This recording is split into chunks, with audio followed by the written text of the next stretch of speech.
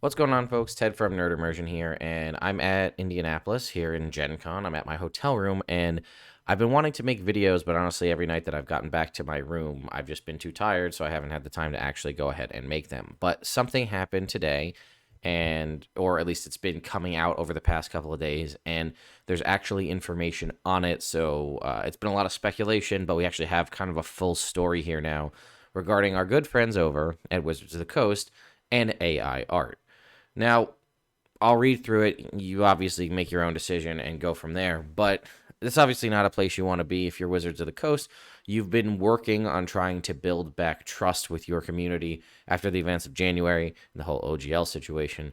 And then we find out that the newest book that's released, and it's actually physically available. Some people have them. I actually have a copy myself physically, as well as the digital copy. Bigby's Glory of the Giants has been there's AI art used in that book. And we'll talk about exactly how and possibly why and what that ultimately means.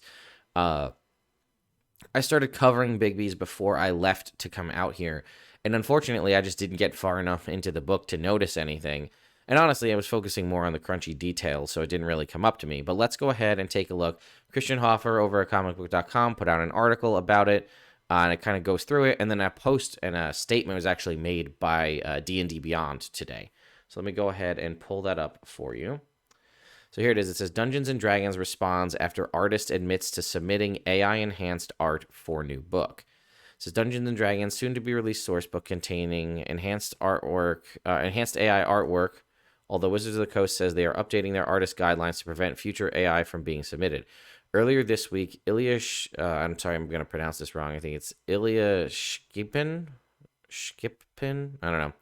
Stated that he had used AI tools to, quote, enhance several pieces commissioned by Wizards of the Coast for Bigby's Glory of the Giants. Shkipin has worked with Wizards of the Coast for past D&D pieces, with the artist credited as the concept illustrator for The Wild Beyond the Witchlight, and credited as the interior artist in both the original Monster Manual and Dungeon Master's Guide. In recent years, Shkipin's work had turned towards digital and AI art, with them launching an NFT company in October 2021. The pieces of art aren't fully AI generated, but rather use AI tools to touch up or clean up pieces of the artwork. We'll note that given the time frame for a D&D's book development cycle, AI art wasn't as prevalent as it was today when the art piece was likely turned in.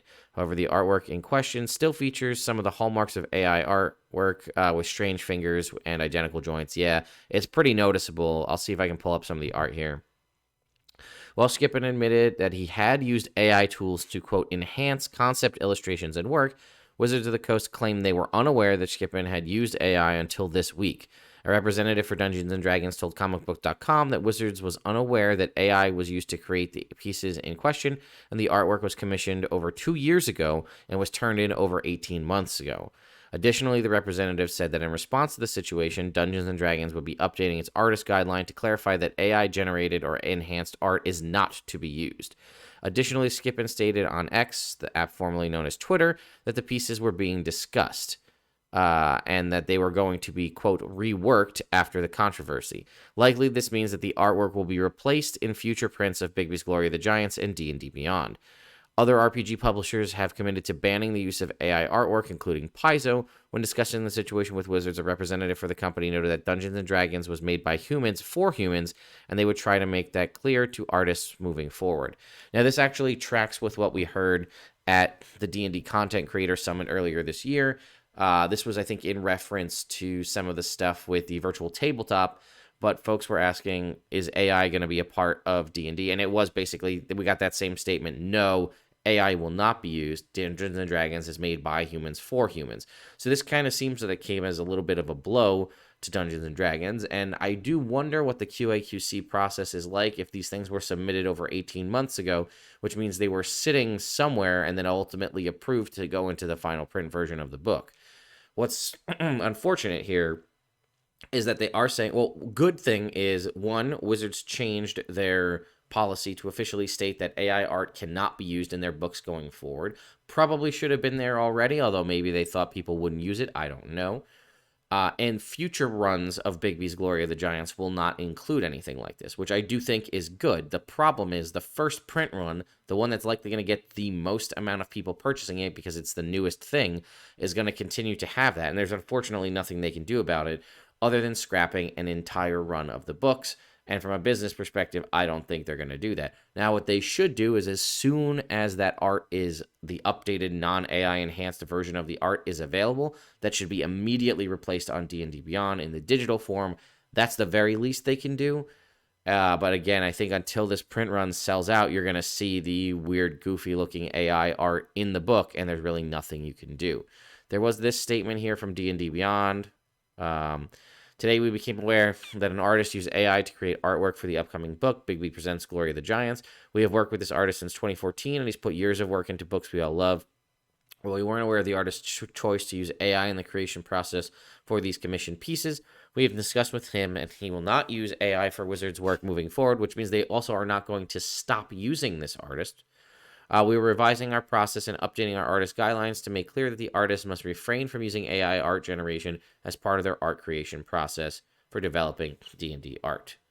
So there you have what they're saying. Now, I actually looked at I found some of the art of the original concept art, and it actually looked really good. And then you see some of the AI stuff that is done to it, and it really makes me question, was that even necessary to enhance things? I thought it looked pretty good by itself.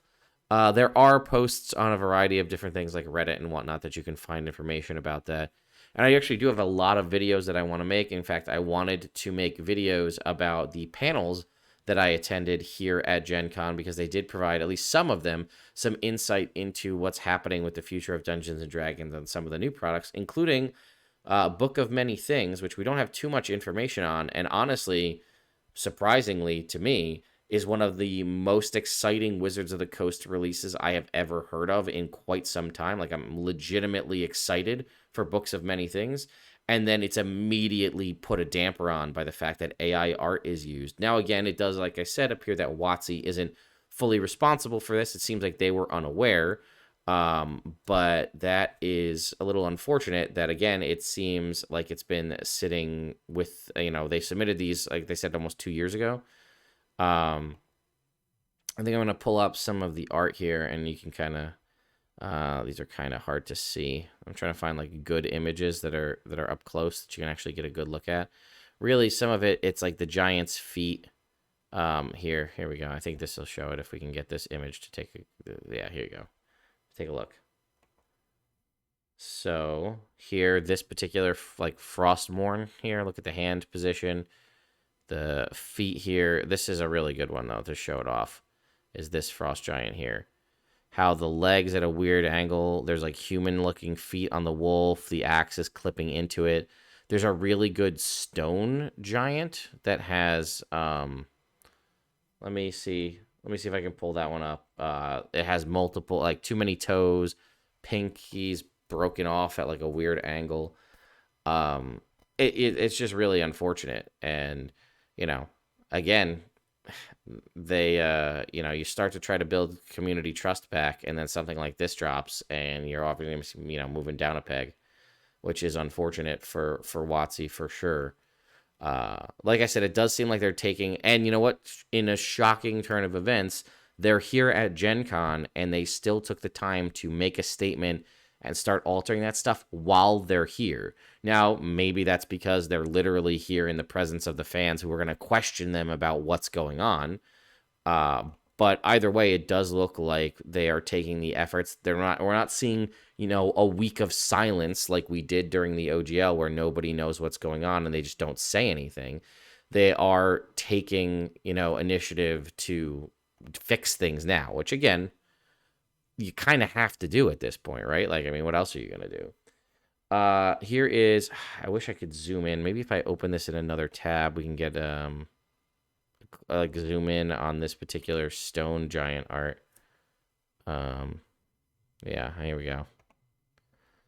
Take a look at this. Can you see how, if we were to zoom in, look at this pinky?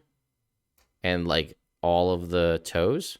Now I don't know if stone giants have 6 toes normally, but that one does. This pinky is off at a weird angle. This hand looks strange. Again, it has like that uncanny valley effect when you look at it. It's like something seems a little bit off. So obviously there are other examples throughout, but yeah. So a lot of you wanted me to make a statement on AI art. When I attended, after this kind of broke earlier this morning, I went to a Planescape panel, and they didn't have time for questions in the panel. Otherwise, I'm sure all of the questions would be, hey, does Planescape have AI art in it?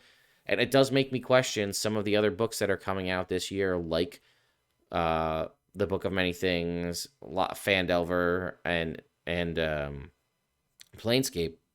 Did they suffer the same thing? If that's proven to be the case, are they going to be able to go in and change and alter things before those books come out? Probably not. I'm assuming we saw physical copies of Planescape and the Book of Many Things, which it means they're at least, I think they're at the printer. So if that's the same kind of a thing, I don't think they're going to have time to stop that from printing unless they're able to like cut it now, and then they're going to ultimately have to delay the book if they have to make these kinds of changes. I don't know. I guess we'll see as time goes on. But if I were WotC, I would get out in front of this right now. And if you know that this happened in Bigby's Glory of the Giants, you best figure out real quick whether that's happening on your other books releasing this year, and you better stop whatever's going on from happening and fix that before you go ahead and put them out and have to deal with the same thing where your next 4 book releases for this year all have AI art in them, and then you have to wait until they sell out before you can reprint them without it. So anyway, that's what's going on with that. I wanted to make a video talking about it. Let me know your thoughts and opinions in the comments down below, and I'll see you all next time.